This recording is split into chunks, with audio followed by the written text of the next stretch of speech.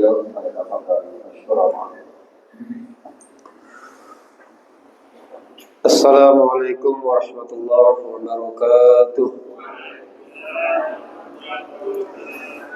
Alhamdulillahi rabbil alamin. Allahumma salli ala sayyidina Muhammad wa ala ali sayyidina Muhammad. Rabbi israh li sadri wa yassir li amri wa hlul 'uqdatam min lisani yafqahu qawli. Rabbi zidna ilman nafi'ah warzuqna fahman wasi'ah birahmatika ya arhamar rahimin. Amin amin ya rabbal alamin. Yang saya hormati tua-tua tengganai, alim ulama, cerdik pandai, tuan-tuan guru. Yang saya hormati Ketua Masjid Baitur Rahim beserta perangkat-perangkatnya. Yang saya hormati Al-Ustadz Hanafi, mudah-mudahan beliau sehat selalu, diberikan kebaikan dunia dan akhirat, dijauhkan daripada segala keburukan dunia dan akhirat. Amin ya rabbal alamin. Dan kepada kita semua yang hadir di sini, bapak-bapak, ibu-ibu, adik-adikku, anak-anakku sekalian, insyaallah kita diridhoi oleh Allah, dimuliakan, diberkahi, dirahmati, dibimbing, diberikan perlindungan hidayah. Amin ya rabbal alamin. Untuk kajian kita pada subuh pagi hari ini, melanjutkan dari pertemuan yang lalu. Kalau tidak salah, pertemuan yang lalu itu kita bahas sholat menurut 4 mazhab. Yang kemarin terakhir yaitu rukun qauliyah, yaitu rukun ucapan. Kita masuk pada pertemuan ini membahas tentang urutan rukun yang 13. Rukun qauliyah sudah, kita masuk dari niat. Rukun yang pertama niat. Kalau tidak salah belum Ustaz ya? Niat belum sini ya. Kemarin kalau tidak salah rukun qauliyah. Kita masuk niat dulu. Rukun yang pertama niat. Apa itu niat? Bagaimana pelaksanaan niat menurut 4 mazhab? Sepakat para ulama 4 mazhab, Imam Maliki, Hanafi, Syafi'i, Hambali, sepakat sholat tanpa niat itu tidak sah. Jadi harus pakai niat. Innama a'malu bin niyah.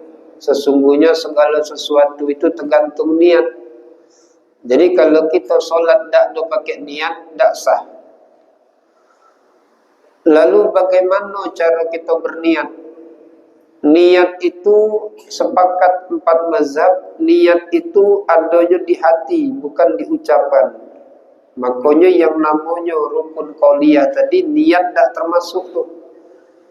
Usolli fardhul, itu tidak termasuk itu dalam rukun qauliyah. Yang namanya niat itu bukan ucapan usolli tadi itu, tetapi niat itu terbersit di hati tadi itu. Terbersit di hati, aku niat sholat. Yang kedua, sholatnya sholat apa? Yang ketiga, berapa rakaat karena Allah Ta'ala. Itu niat, terbersit di hati itu. Maka dari pendapat 4 mazhab, mazhab Imam Maliki dan Hanafi, melapaskan niat tidak disyariatkan dalam sholat. Melapaskan niat tidak disyariatkan di dalam sholat, tidak dianjurkan menurut mazhab Imam Maliki dan Imam Hanafi. Tetapi bagi yang was-was boleh. Bagi yang was-was boleh itu.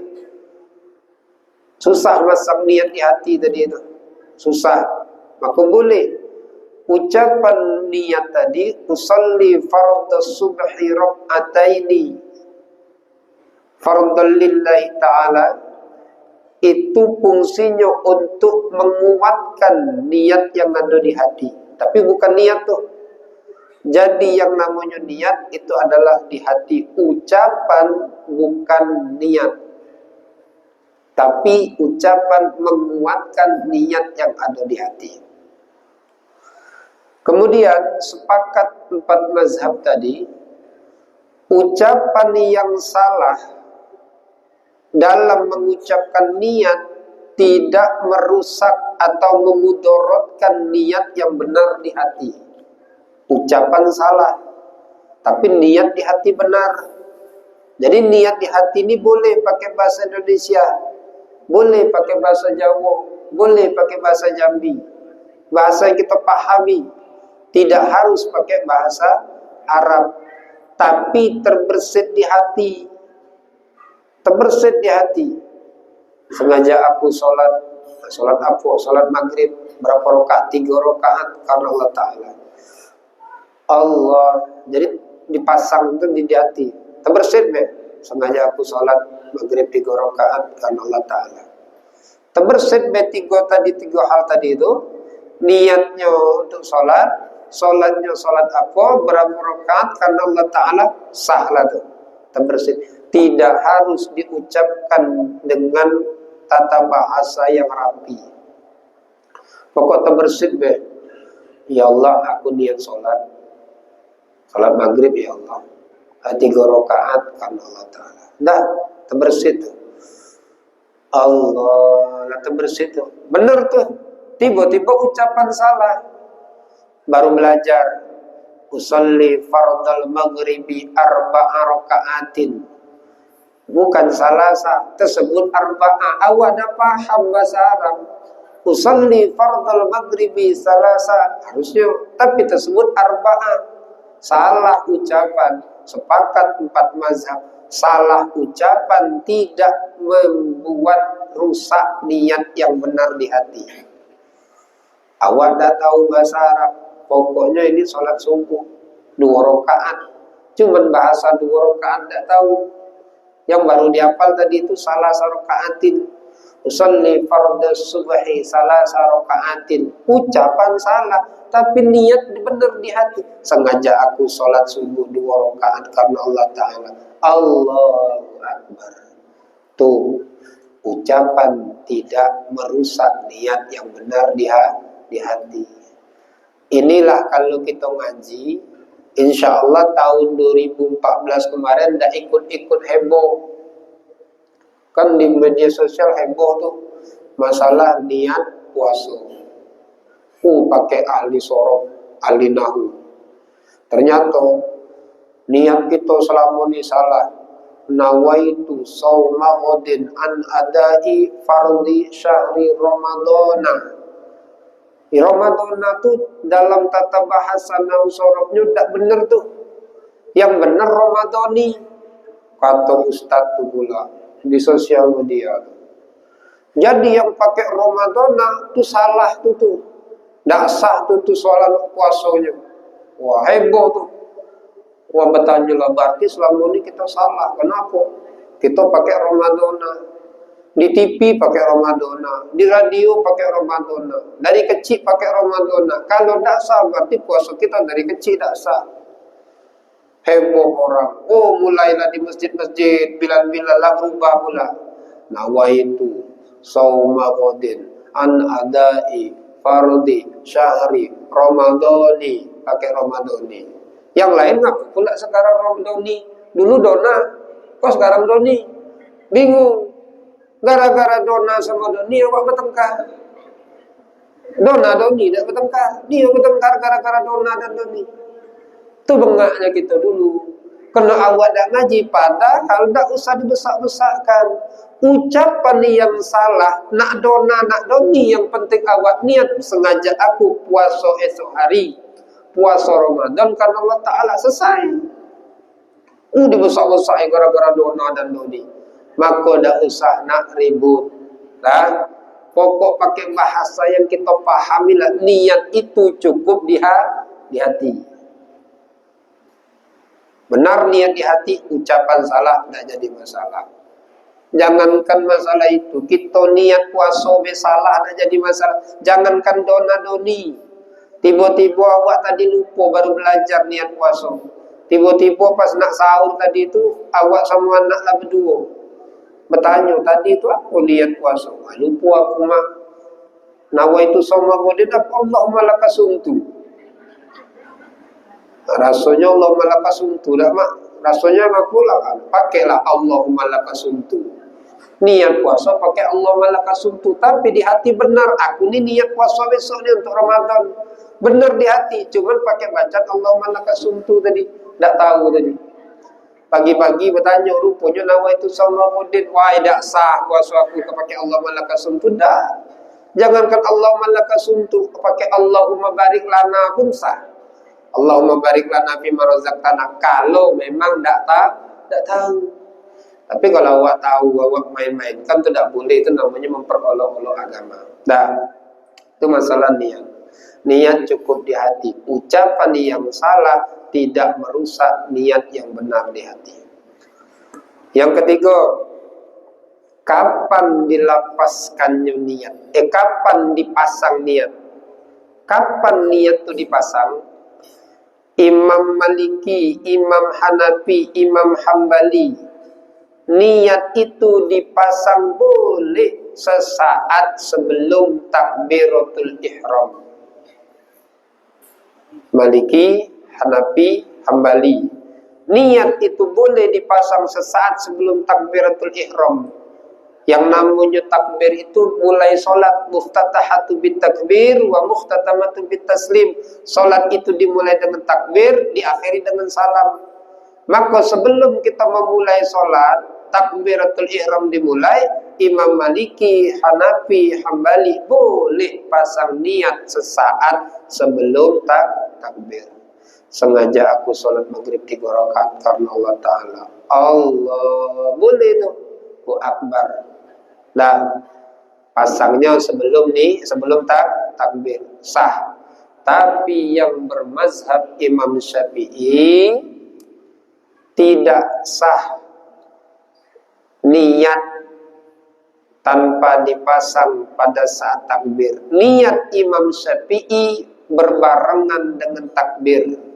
Orang yang tidak pasang niat pada waktu takbir, tak sah solatnya menurut mazhab Imam Syafi'i.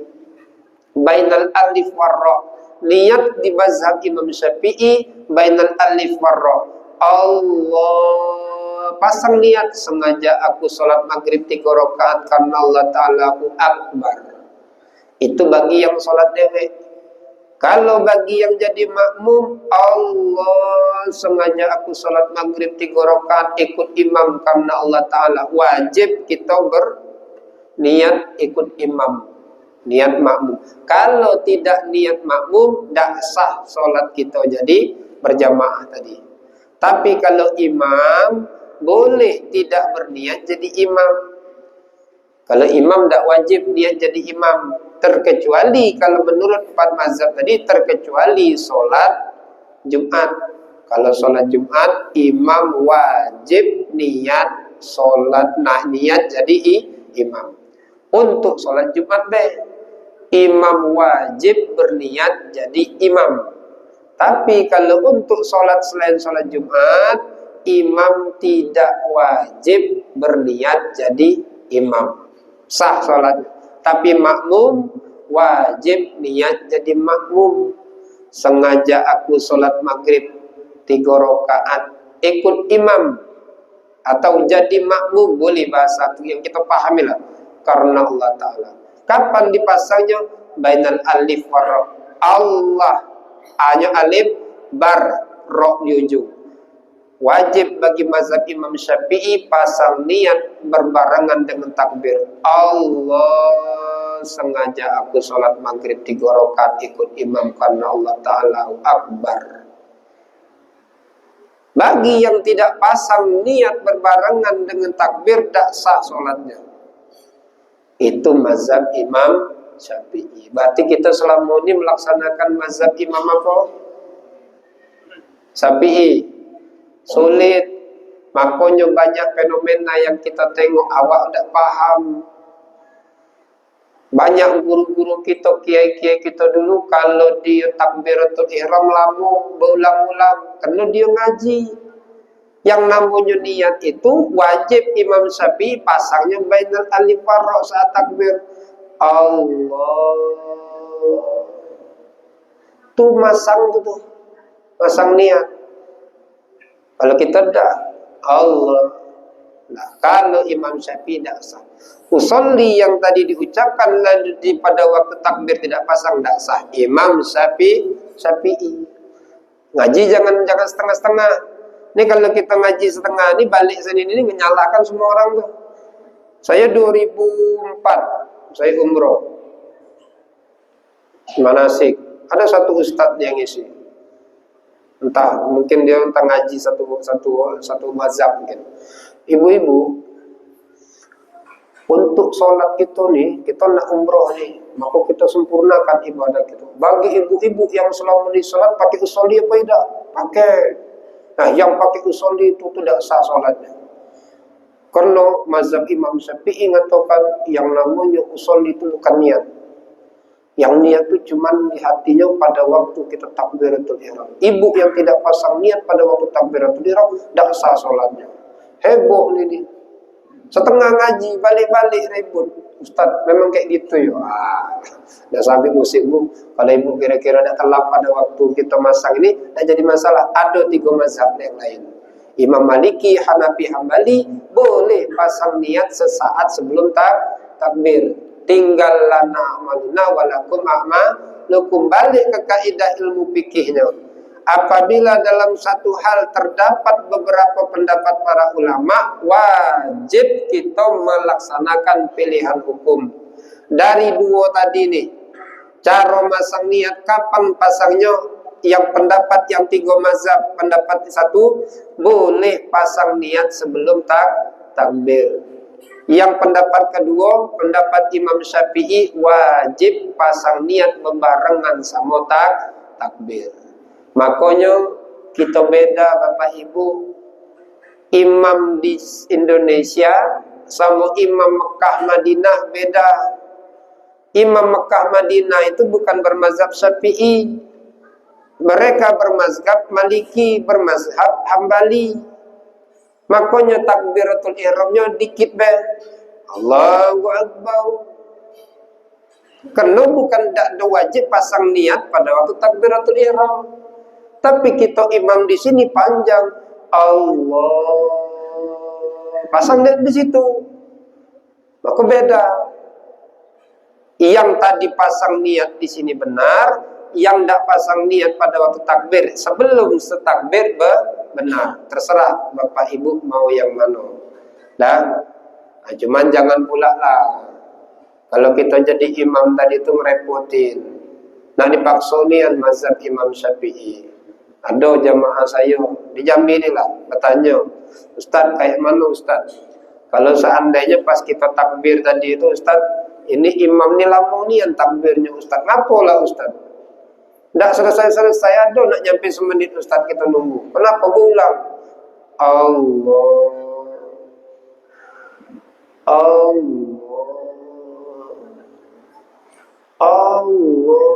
Makmumnya ya Allah lamunya. Kapan selesainya ya Allah. Ternyata saya bilang tayun Allah takdirkan habis saya ngisi pengajian Pak Imam tadi datang. Ahlul Bait. Jadi kalau namanya imam ni yang paling abdul tu Ahlul Bait. Ahlul Bait. Sepintar-pintarnya apa, sekiai-kiainya apa, kalau tidak ditawari untuk imam, haram tu tak sah tu solatnya. Imam tadi tu. Jadi biarkanlah dipersilakan kalau ini Ahlul Bait. Majulah beliau. Mempunyai ionya. Lah doanya lah lama dan pulang seberpinas dipakai.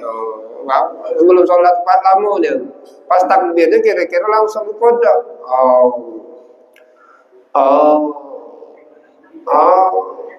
Awak yang belakang tadi Allah lama dia.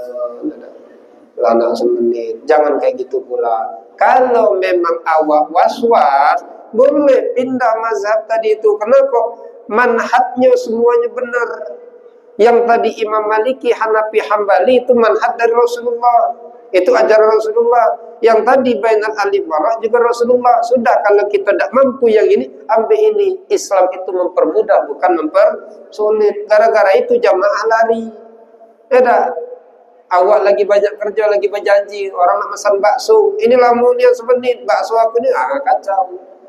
Maka sudah mudahkanlah daripada ibadah. Apalagi kita jadi imam. Allahu Akbar. Nah, kage ada tuh bab di dalam kitab Safinatun Najah syarat sah takbiratul ihram. Bagaimana cara mengucapkannya? Nah, ini masalah niat. Jadi niat tadi itu antara bainal alif war ra. Kemudian bagaimana bacaan niat? Bacaan niat. Usalli fardhas subhi rak'ataini mustaqbilal kiblati. Imam Syafi'i pakai mustaqbilal kiblati. Artinya sengaja aku sholat subuh 2 rakaat mustaqbilal kiblati. Aku ngadap kiblat ya Allah. Disebutkan niat ngadap kiblatnya. Cuman Imam Syafi'i yang pakai mustaqbilal kiblati. Imam yang lain tidak pakai mustaqbilal kiblati. Apa manfaatnya? Ngapa Imam Syafi'i pakai mustaqbilal kiblati? Karena dakwah Imam Syafi'i tadi jauh dari Ka'bah.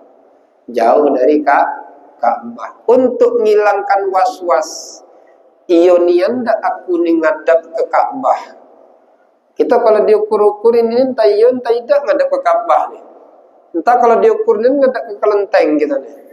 Mungkin. Ya dah. Bergeser sedikit. Tuh lari jauh nih. Soalnya jauh Ka'bah nih. Maka Imam Syafi'i tadi tu was-was. Kita ni wajib menghadap Ka'bah. Fawalli wajhaka syatral Masjidil Haram. Cuman iyo ni anda aku ni di sini peta belum ada, segala GPS belum ada, ya dah. HP ini belum ada, maka pakai mustaqbilal kiblati untuk menghilangkan was-was. Kalau seandainya salah ngadap kiblat, sudah niat benar tadi itu, maka sahlah sholat. Maka ini bisa bapak ibu pakai mustaqbil kiblat. Ini kalau awak lagi di perjalanan, awak lagi di tempat orang, awak lagi di rumah orang. Kalau rumah awak tahulah kiblat. Ibu lagi bantu orang masak-masak, bantu keluarga, sibuk semua nih, nak ngantenkan anak. Ibu bantu di situ. Tiba-tiba datanglah azan, ibu nak sholat. Nak bertanya orang sibuk, dah ada nengok kiblat, dah ada. Ya Allah, aku ni nak sholat. Kayak mana ni? Sudah. Yakinkan di hati kemana kiblat, ambillah sesuai keyakinan di hati. Sudah pakai niat mustaqbilal kiblati. Tiba-tiba kita sholat zuhur. Sholat zuhur jam 12 lewat. Condong ke barat dikit, anggaplah jam 12:30 kita sholat zuhur. 12:30 sholat zuhur, kiblat tak tahu. Cuma pakai mustaqbilal kiblati. Aku niat menghadap kiblat ya Allah. Jam 3 lewat 15, 10 menit lagi nak masuk asar. Ketemu tuan rumah. Oh bici, lah sholat bici. Sudah. Di mana sholat? Di rumah ni lah. Kemana ngadap kiblat tadi? Ke sana. Oh salah bici. Ke sana ngadap kiblat. Nah, kayak mana lah? Sah lah apa tidak? Sah apa tidak? Yang sholat yang tadi dikerjakan salah ngadap kiblat, walaupun pakai mustaqbilal kiblati, maka tidak sah sholatnya tadi, batal sholatnya. Tapi pahala sholat tidak doba batal. Jangan rugi. Wah rugi aku nyampein, beda. Yang pahala yang tadi tidak dihapus oleh Allah. Maka yang tadi kena salah, waktu sholat masih ada tuh 5 menit, 10 menit masih ada waktunya, maka sholat yang tadi itu salah kiblat, batal, wajib untuk diulang. Wajib untuk diulang. Tapi pahalanya tidak batal. Tapi kalau seandainya lah lewat orang azan, Allahu Akbar, Allahu Akbar, masuk asar, bertanya lah tadilah sholat bici sudah. Kemana ngadap kiblat ke sana? Salah bici, sana bici. Lah masuk asar, maka kena kita niat mustaqbilal kiblati tadi itu sah, sholatnya tidak diulang, itu sholatnya sah. Kenapa? Sudah lewat waktunya masuk ke sholat yang selanjutnya. Itu tidak harus diulang, sah di hadapan Allah. Paham Bapak Ibu? Pakai mustaqbilal kiblati. Kalau imam yang lain tidak pakai mustaqbilal kiblati. Cuman untuk kita menghilangkan was-was, pakai mustaqbilal kiblati. Sampai jam berapa kita Ustaz? Materi, Ustaz, sampai jam berapa kita? Enggak, maksudnya materi, tanya jawab kan? Tanya jawab kita jam berapa? Belum, enggak. Untuk masalah niat, saya anggap niat selesai dulu. Untuk masalah niat selesai. Kita ambil lagi rukun kedua. Niat berdiri tegak dengan betul. Rukun yang kedua berdiri tegak dengan betul di dalam mazhab Imam Syafi'i, kita wajib berdiri di dalam solat bagi solat fardu. Bagi yang mampu berdiri, berdiri. Tak mampu duduk, berbaring. Tak mampu berbaring dengan isyarat. Tak mampu dengan isyarat tinggal di solatkan. Rukunnya tuh. Untuk mazhab Imam Syafi'i, mazhab-mazhab yang lain juga, untuk sholat fardu wajib bagi yang mampu berdiri, harus berdiri. Tapi untuk sholat sunnah, maka sebagian ulama mengatakan untuk yang sholat sunnah, sholat tarawih, sholat duha, sholat tahajud, walaupun mampu berdiri, boleh duduk. Walaupun mampu berdiri boleh duduk, tapi yang paling afdal yang mampu berdiri berdiri. Bagaimana cara berdiri dalam sholat? Ini kita 4 mazhab. Sekarang kan fenomenanya ini banyak buat perpecahan. Dulu kita sholat beda berdirinya. Mohon maaf. Kalau kita tengok anak-anak muda sekarang atau orang-orang yang baru hijrah, ngajilah sama mazhab ustadz-ustadz yang balik-balik dari mazhab, dia ngaji dari mazhab Maliki, mazhab Hanafi, ya, Hambali. Itu beda tuh, Bu. Kaki juga kayak gini, lurus. Nah, tiba-tiba nyala karena awak pula yang kaki juga ini. Ini terjadi sama saya. Yang nyalakan murid saya. Murid saya itu 8 tahun ngaji sama saya.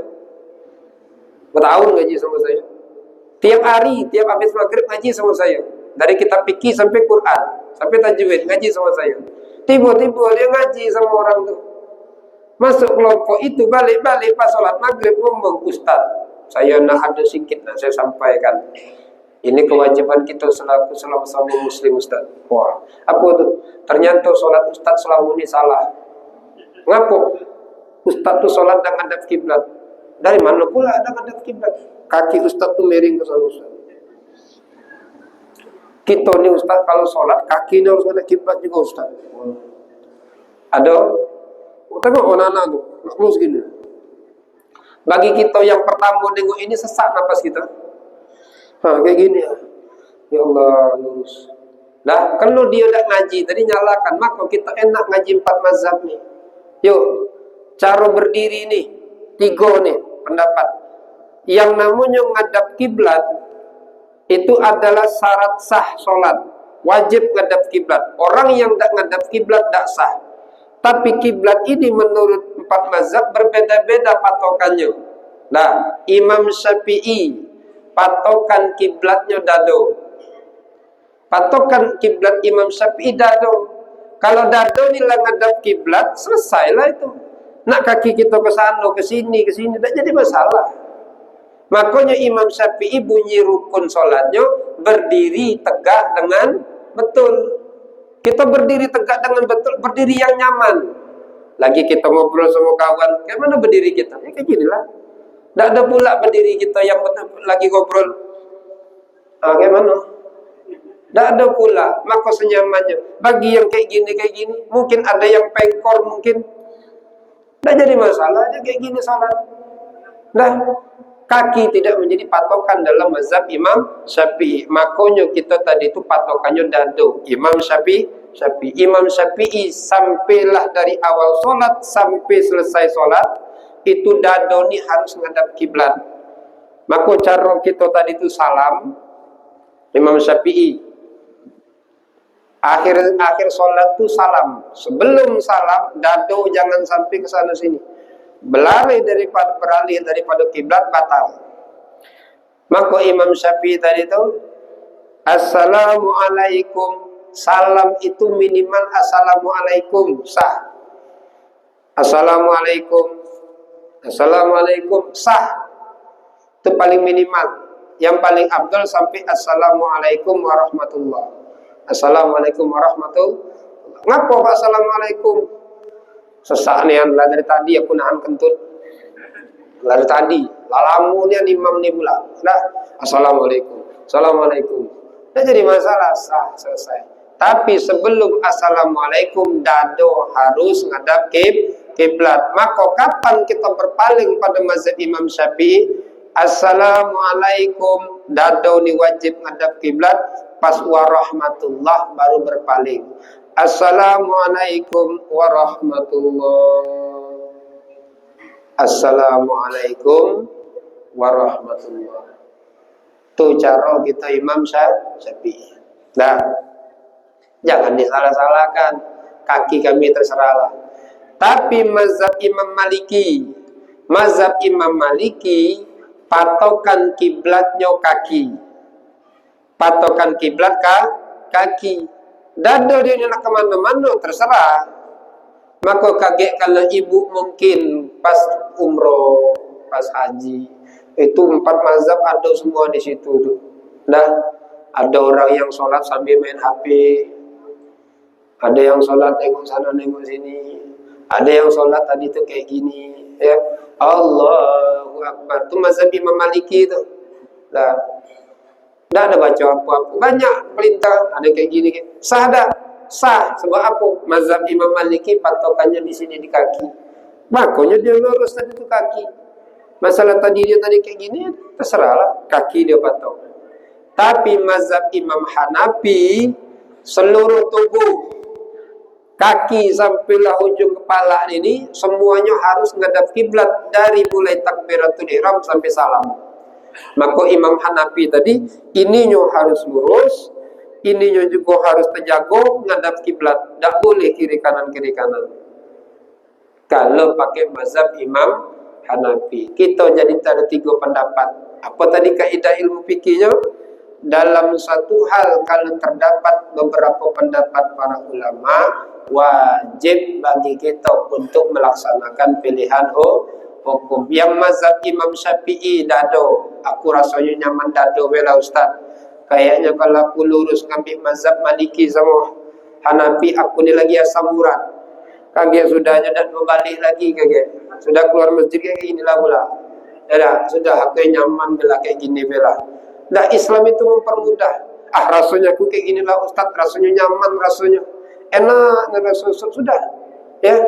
Maka kita pakailah lana amaluna walakum a'malukum. Amal kamu, amal aku tidak saling menyalahkan selagi manhajnya benar, semuanya dari Rasulullah sallallahu alaihi wasallam. 3 mazhab cara berdiri tegak dengan betul. Yang kedua, masih ada cara ngatur saf berdiri. Cara ngatur saf. Alhamdulillah di sini dah ada ya. Ada di beberapa masjid dibuat stiker tuh. Stiker cara ngatur saf. Yang rapat dicontohnya benar tuh. Yang renggang dicontohnya salah. Berarti kita nih yang sholat tadi ini salah nih. Kita kan tidak rapat tuh. Salah tuh. Dia ngajinya di mazhab yang lain, tapi nyalakan mazhab Imam Syafi'i. Dibuatnya pula di stiker, dibuatnya pula di sosial media. Kamu yang sholatnya berjarak-jarak, tidak sah disilangnya. Nauzubillah, hati-hati Bapak Ibu, mudah-mudahan jamaah sini sudah ngaji nih, jangan mudah untuk nyala-nyalakan. Hukumnya tidak ada main-main. Man kadzaba alayya falyalijin nar. Siapa yang berdusta atas namaku, tempatnya cuma di neraka. Itu calon-calon mati su'ul khotimah. Sholat tahajud banyak, 5 waktu dijaga, puasa rajin, tapi nyalahkan sesuatu yang tidak disalahkan Allah dan Rasulnya, nyalakan orang pula lagi, maka dia mati suul khotimah. Kenapa? Dia bersuara di atas suara Allah dan Rasulnya. Jadi mana yang benar Ustaz? Yang rapat benar, yang jarak juga benar. Kita mazhab Imam Syafi'i tidak ada rapat, dalilnya ada. Kalau yang tadi itu dalil orang tadi itu, nak kita benar juga, jangan rapat kaki be. Kata Anas bin Malik, kami sholat bersama Rasulullah Sallallahu Alaihi Wasallam. Kemudian Rasulullah Sallallahu Alaihi Wasallam berucap, aqimu sufufakum.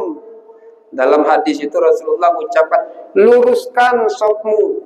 Rasulullah cuma memerintahkan luruskan safmu.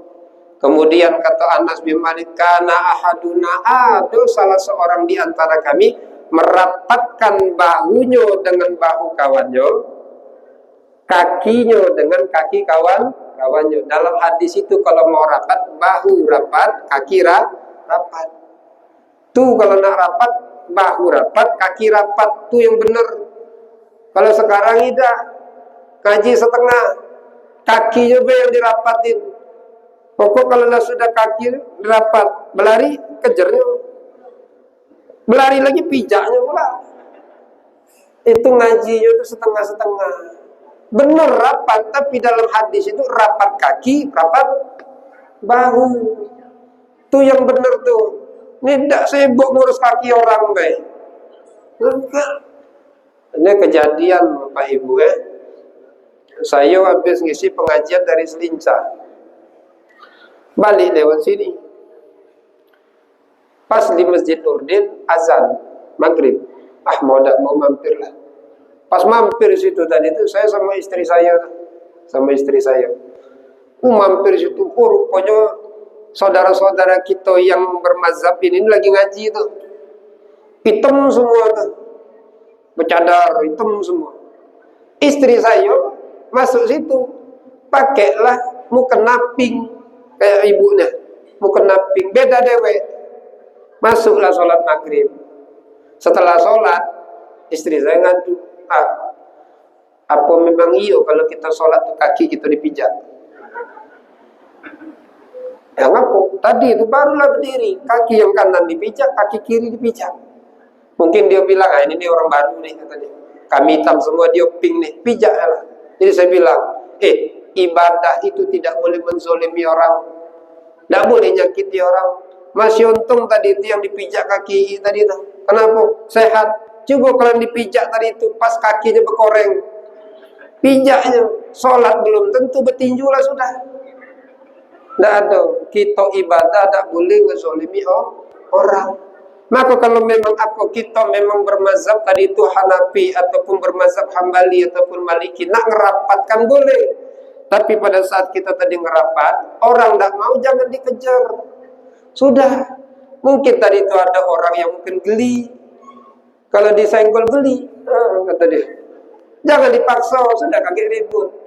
Maka dalil yang tadi itu kalau mau rapat, kaki rapat, bahu rapat. Tapi kalau Imam Syafi'i ngapo dah bisa rapat, kaget kita akan ketemu alasannya. Tapi dalilnya dari Abu Dzar.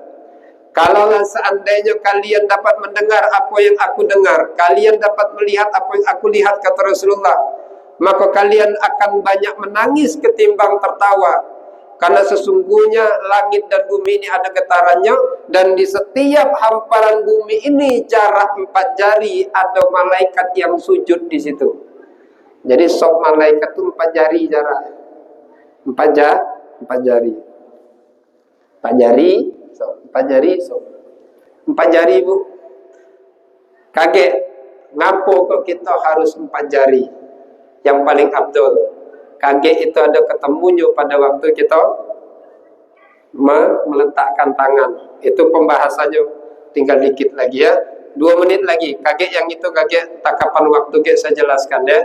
Pokoknya yang 4 jari benar yang kita ni, yang rapat juga benar. Yang terakhir, sob anak-anak. Sob anak-anak ada di dalam kitab 9 tanya jawab ni Ustaz Abdul Somad. Kemudian dalam fikih 4 mazhab. Yang sob anak-anak itu yang paling abdul bersama sob orang dewasa.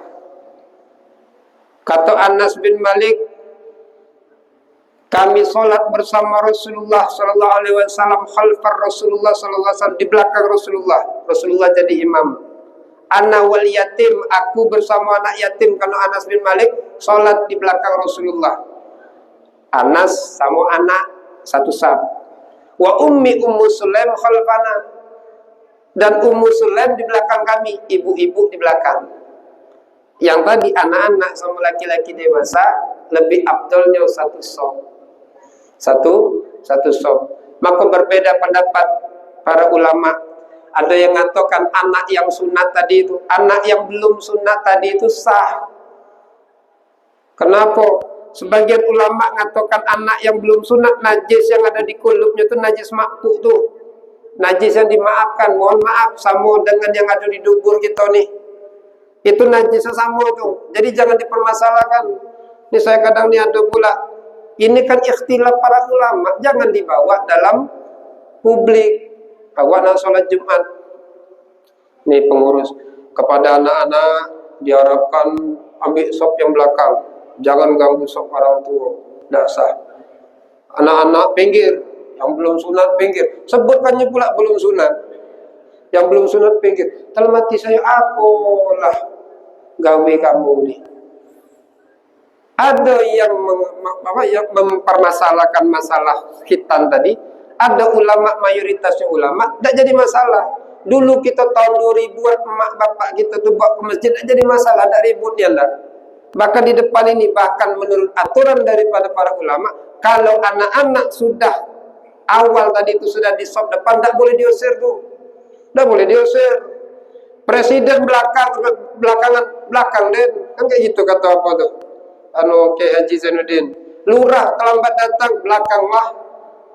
Pak RT belakang T, presiden belakang, dan anak-anak pun kalau sudah sok pertama, jangan awak tadi itu baru-baru datang tuh kau kecil belakang. Tidak boleh, sama haknya tadi itu. Nah, jangan dipisah-pisahkan. Maka para ulama mutaakhir, ulama akhir zaman, untuk menyelamatkan anak-anak ini supaya jangan ribut, ada caranya. Kalau anak-anak ini kalau ditalaki sama dia, ini saya bilang tidak. Anak-anak dipisahkan tadi itu kalau memang dia tidak wudu. Bapak ibu kalau bawa anak wajib kita tuh nyuruh anak wudu. Kita ini kadang kurang perhatian tuh.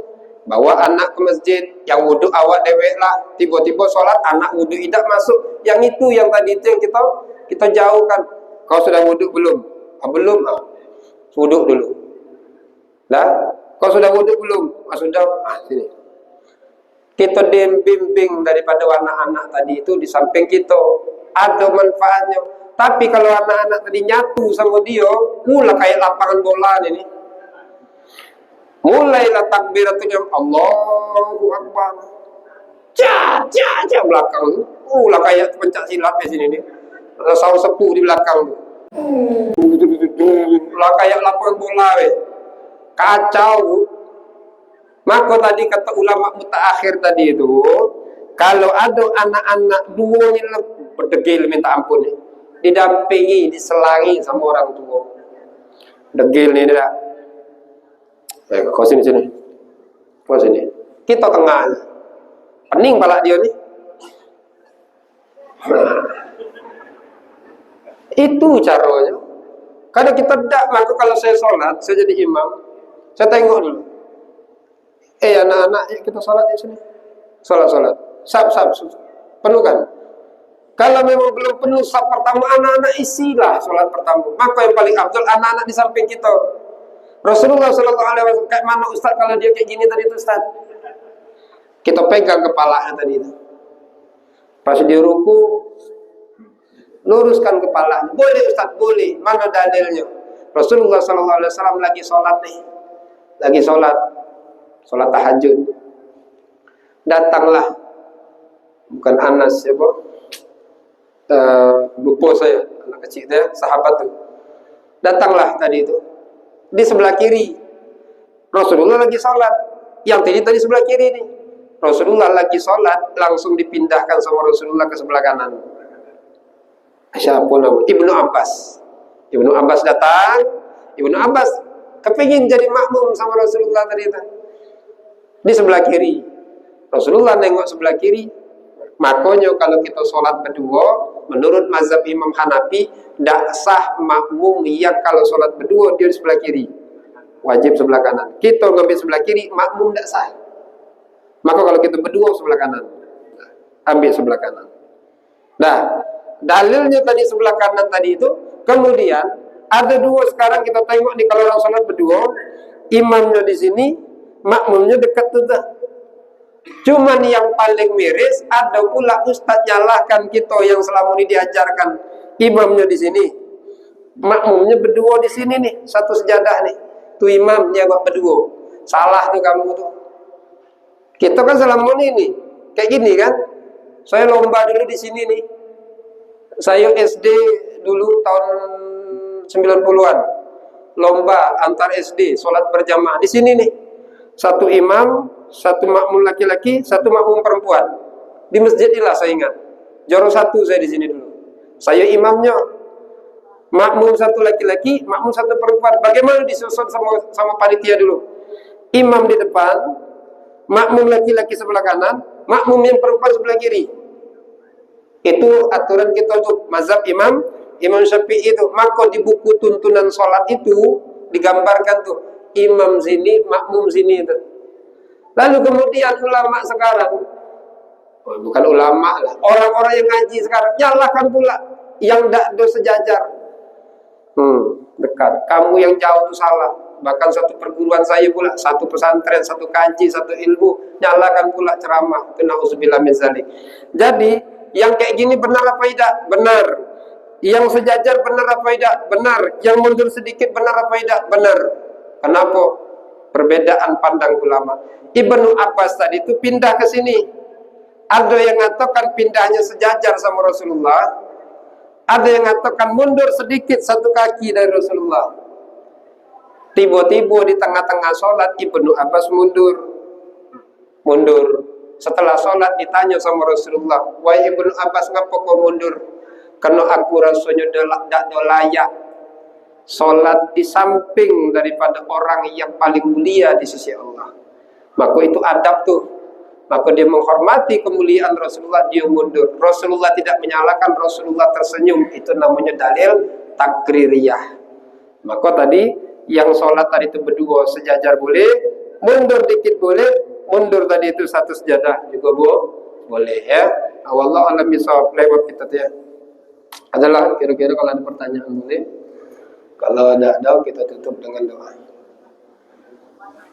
Sudah? Saya ngikut deh. Kalau mau tutup, kalau mau ada pertanyaan. Iya, boleh. Waalaikumsalam warahmatullahi wabarakatuh.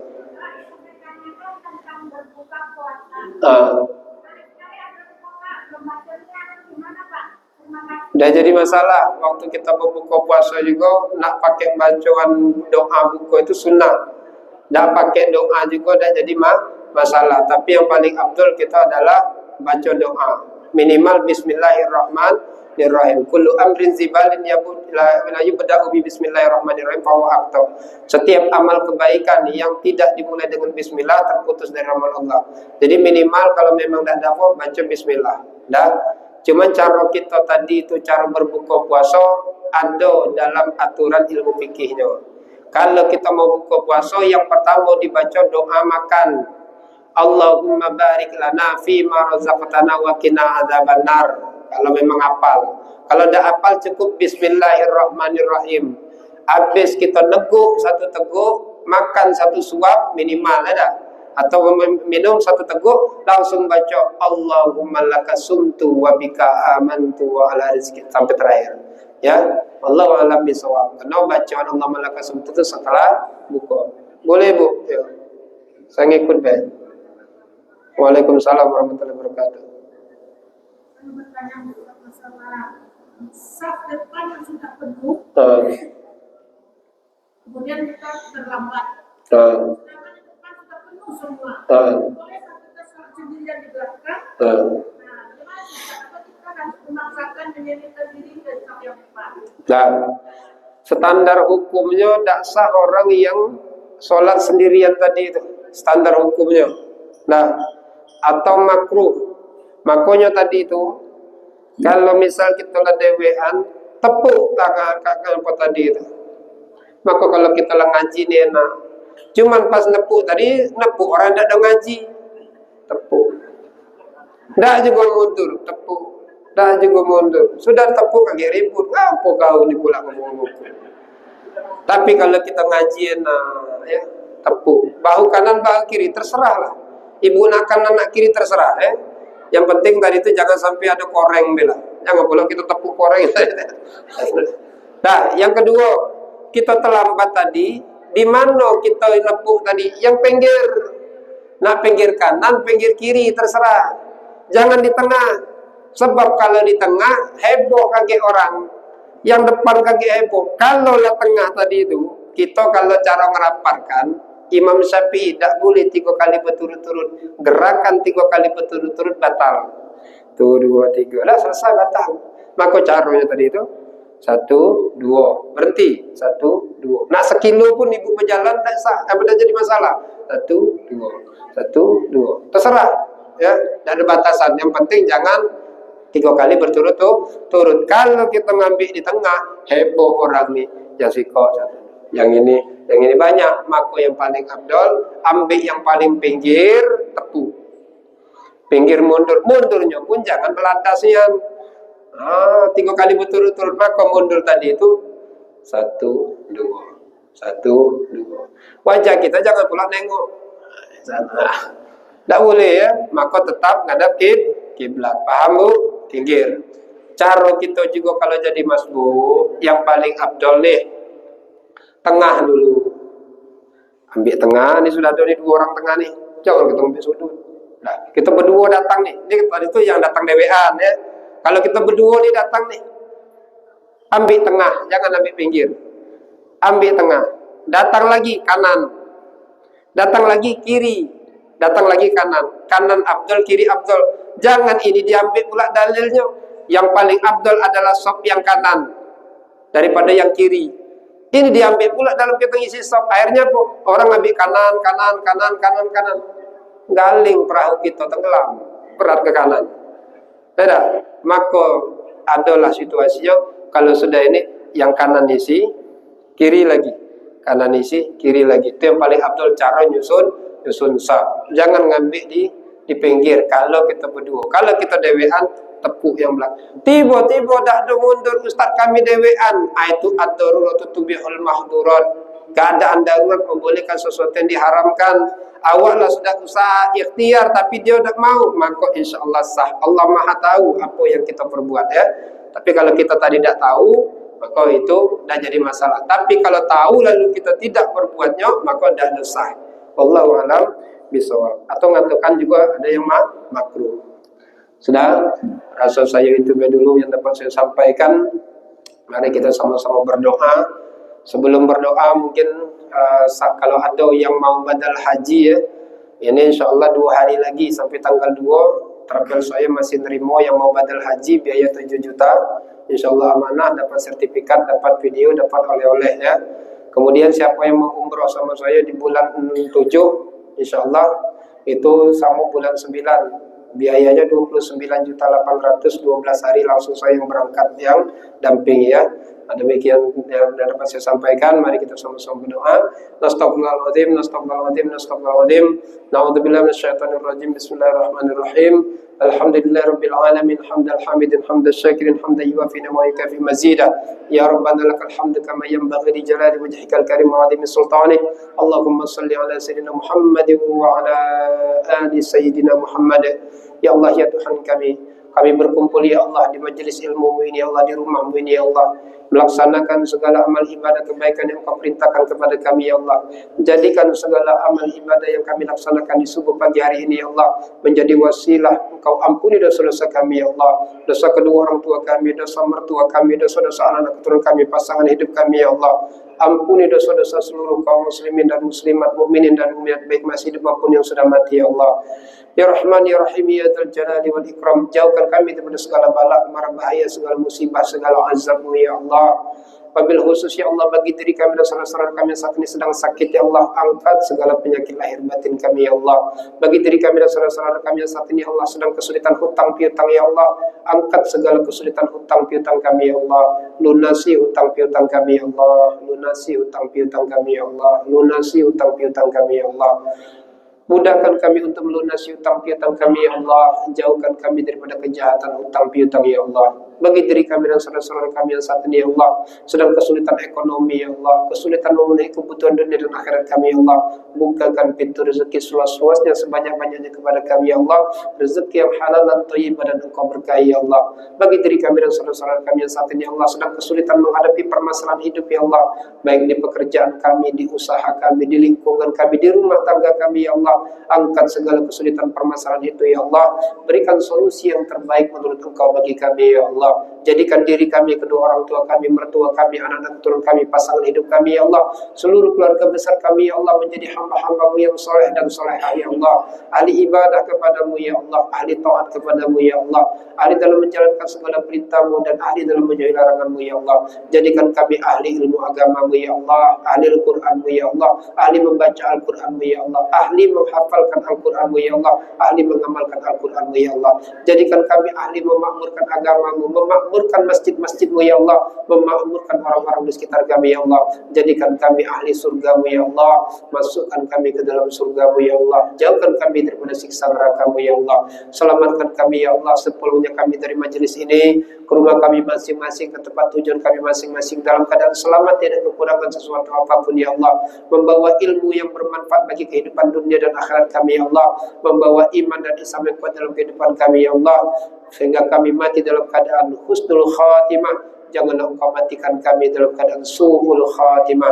Rabbana atina fid dunya hasanah wa fil akhirati hasanah wa qina adzabannar.